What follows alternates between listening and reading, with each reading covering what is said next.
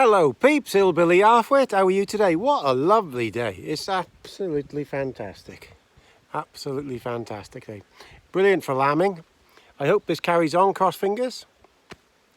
Because after what we had last year, mind you, we might have got a false spring, and it might change afterwards, but it's been really nice, I've got to say.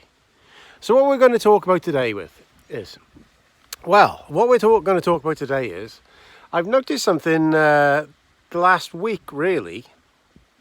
So, if you don't know, the local elections are supposed to be going on now for the next few weeks, and most of the parties are canvassing and things. But if you look, and you'll notice one thing, they're trying not to mention the Reform Party. GB News the same. It's very odd. I watched old Jeremy Vile this morning, and he mentioned Nigel Farage this morning about that Heathrow Airport fire, and Farage had put out that there was no backup generators like there used to be, because they've done it onto a system where you use gas from shredded stuff, and that wasn't up to the task because it could only run for a couple of hours or something.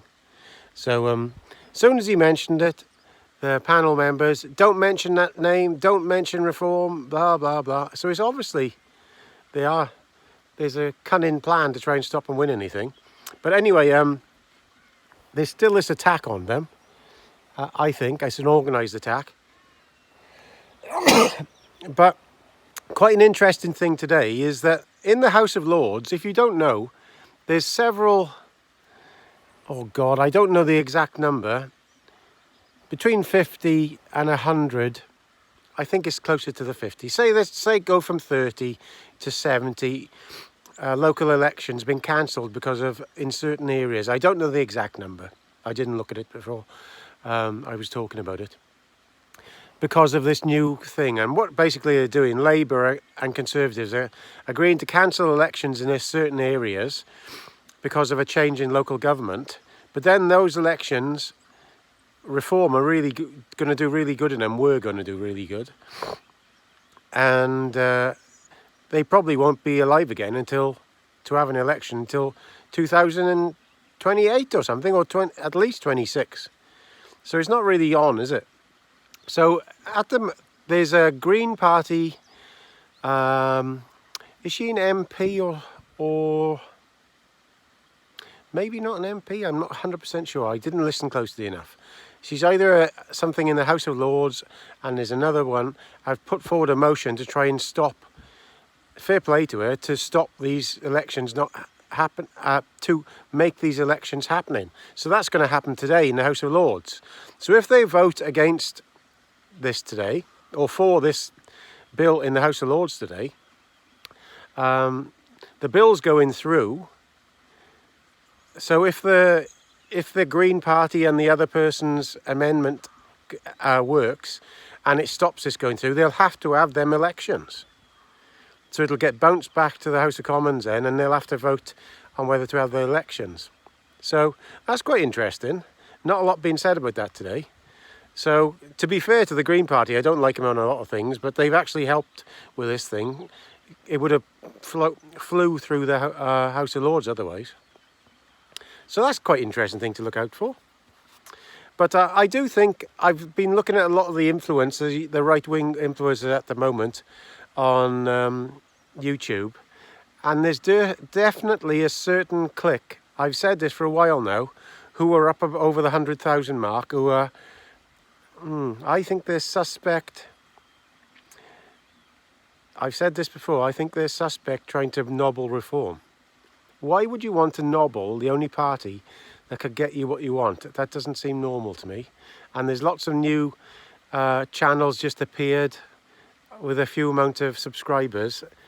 Like when you follow these things, you can see it out openly. And I think there's what they call it, Regiment 77 or whatever it was called, is on the case here, I think, opening up these channels and YouTube channels and trying to create a bit of an anti-Farage thing. Now, whatever you think of them, that's the only way out for the rest of us. if they don't get in, we've got no chance, and it'll just carry on. All this nonsense. And I don't know really what's going on with Rupert Lowe. Like I said, I quite like the guy. But if you're going to destroy the party you're in just because of your own stupidness, like I think he would have been a good leader if he just left it for a while. Just concentrate on getting into power first. And but there we are. But like I said, lots of you don't agree with me on that. I think Farage has got the old X factor that not a lot of people have. Some politicians have just got it. And whether you like it or not, Boris had it. There's a few politicians that got it. Tony Benn had it. And they've just got this way about them. I think that what it is, they're quite positive about life.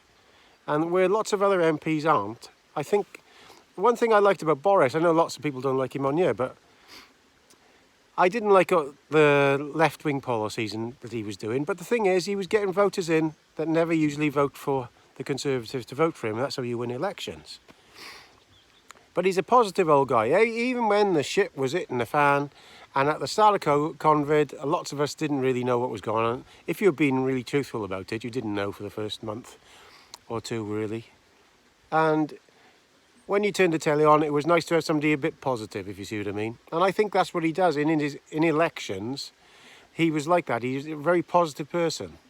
And I'm not keen on him on the Ukraine war. I didn't agree with everything they do, but I'm just saying, I think Farage is like that. He's a bit of an old positive person when he's campaigning.